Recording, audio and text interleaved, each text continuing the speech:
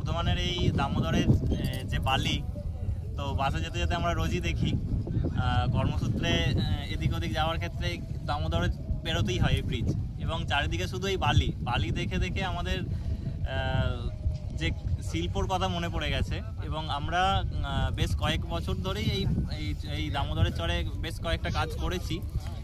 বিগত 2 বছর ধরে রঙ্গজীব কাজটাই প্রথম শুরু করেছে, আমরা তারপর থেকেই অনুপ্রাণিত হয়ে আমরা এই কাজকে ধরে রাখছি এবং আগিয়ে নিয়ে যাচ্ছি।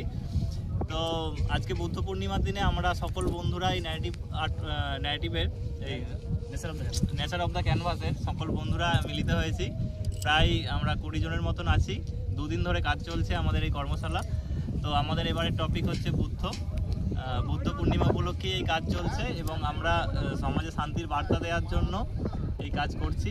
এবং প্রকৃতির মাধ্যম হিসাবে আমরা বালি, জল এই বেছে নিয়েছি, এবং আমাদের কাজ আপনারা দেখতে আসুন, ভালো লাগবে আশা করি।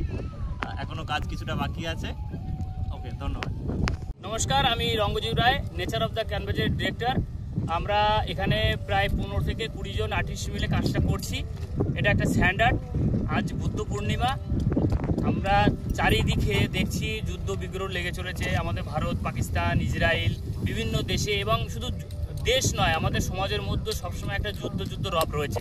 তো আমরা গৌতম বুদ্ধ উনি ধ্যান করতেন এবং শান্তির প্রচার করে গেছেন, বার্তা দিয়ে গেছেন যে উনি একজন রাজ পরিবারের সন্তান ছিলেন, এবং তিনি রাজধর্ম পরিত্যাগ করে সন্ন্যাসী ধর্ম গ্রহণ করে তিনি আজকে শান্তির প্রচার করে গেছেন গৌতম বুদ্ধ। তো ওনার আজকে জন্মদিন, আজ বুদ্ধ পূর্ণিমা। ওই জন্য আমরা এখানে বেশ কিছু আর্টিস্ট আমরা চাইছি যে সমাজে শান্তি ফিরে আসুক, সেই বার্তা নিয়ে আমরা এই কাজটা করছি।